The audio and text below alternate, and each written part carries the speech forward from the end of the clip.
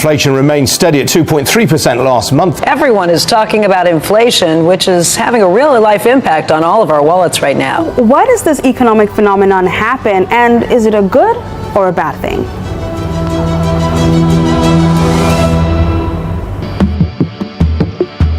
Now I will continue to explain about the definition of inflation.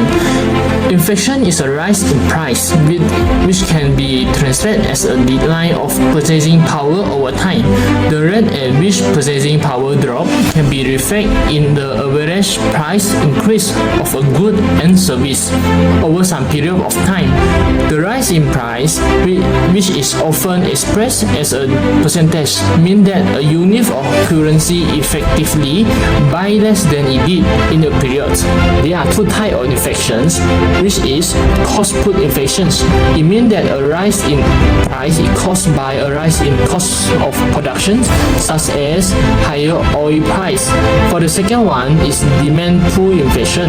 It occurs when a rise in price is caused by a rising aggregate demands, and firms will pushing up price due to the shortage of goods.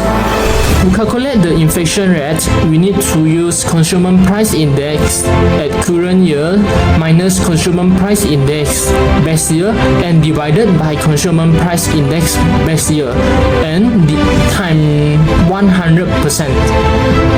After that, to calculate the consumer price index, we need to use cost of basket at current year divided by cost of basket at base year times 100%.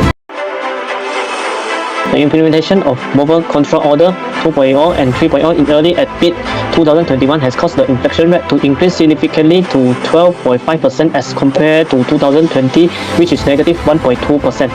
Overall, the 2.5% increase was contributed by the index of transportation 11%, food and beverage 1.7%, furnishing, household equipment and routine household maintenance 1.6%, and housing, water, electric, gas and other fuels 1.5% contribute 72% to the total weight of consumer price index. Meanwhile, the core inflation was low at 0.7% as compared to 1.1% recorded in the previous years.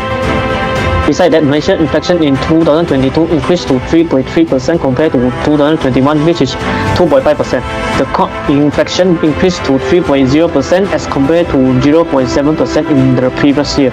Among the group that contribute to the increase were food and beverage 5.8%, transport 5.6%, restaurant and hotel 5.0%, and furnishing, household equipment and routine household maintenance 3.5%. Inflation without fuel increased by 3.2% in 2022 as compared to 1.2% a year ago. Malaysian inflation in March 2023 is to 3.4%, with the index recording 129.9 as against 125.6 in the same month of the previous year.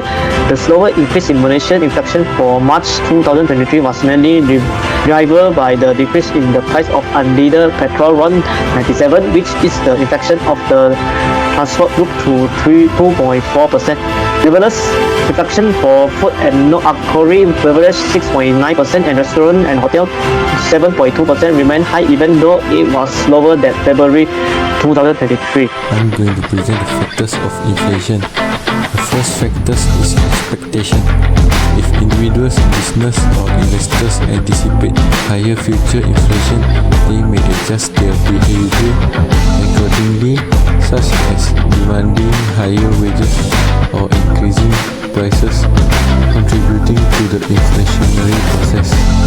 The second factor is supply shocks.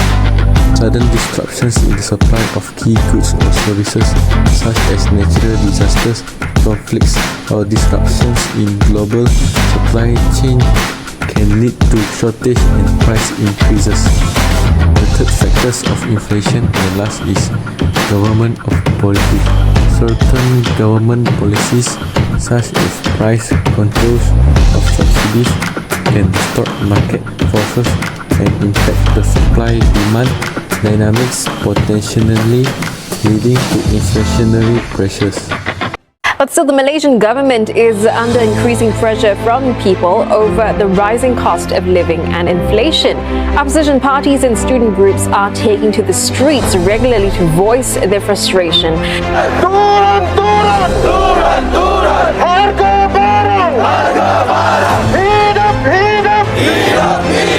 Inflation will affect various parties, but the ones who will be the most immediately impacted include consumers and households.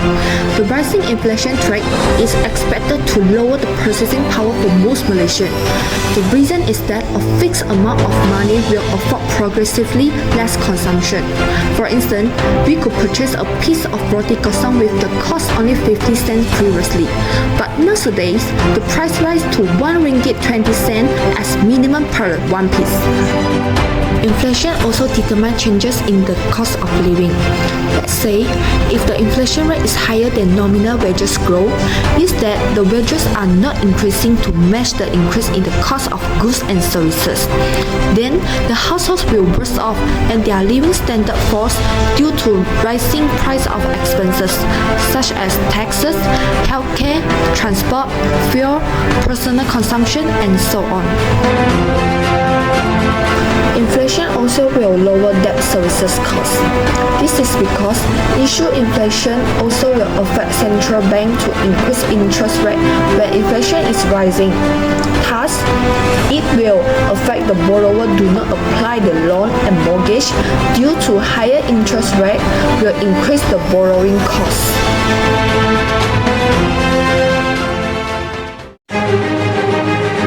Three common strategies that the Malaysian government employ to address inflation problems. Firstly is monetary policy. One common approach is interest rate adjustments. When there is high inflation, BNM may raise overnight policy rate, OPR, to reduce money supply and control spending. This makes borrowing more expensive, encouraging people to save rather than spend. This can reduce aggregate demand, leading to lower inflation rates. By reducing spending, inflationary pressures can be mitigated. Another approach is open market operations. BNM can conduct open market operations by buying or selling government securities. If inflation is a concern, BNM can sell securities to reduce the money supply, which can help control inflationary pressures. Second is fiscal policy. During times of high inflation, the government can control inflation by reducing excessive spending on non-essential projects or by reallocating resources to areas that promote productivity and economic growth. By doing so, the government can reduce inflationary pressures arising from excessive demand. Second is taxation policies. The government can increase taxes to control aggregate demand and reduce the flow of money in the economy, such as increasing taxes on luxury goods or high-income individuals to reduce discretionary spending and redistribute wealth. This can help control inflation by curbing excess demand. Third strategy is price controls and regulations. Price controls and regulations involves setting maximum price limits or imposing regulations on certain products or services that are prone to price hikes during inflationary periods. By controlling prices, the government aims to ensure affordability and accessibility for consumers, particularly for basic necessities. For example, like the ceiling price set by the government for standard chicken is 9.40 Malaysian ringgits per kilogram. Thus, the market price sale for a standard chicken cannot be exceed 9.40 Malaysian ringgits per kilogram. For the conclusion, while moderate inflation can be beneficial for economic growth and stability, high inflation rates can lead to negative consequences such as reduced consumer purchasing power, increased cost of borrowing, and economic instability. Therefore, central bank and government employ various policy measures to manage inflation, aiming to strike a balance between price stability and economic growth.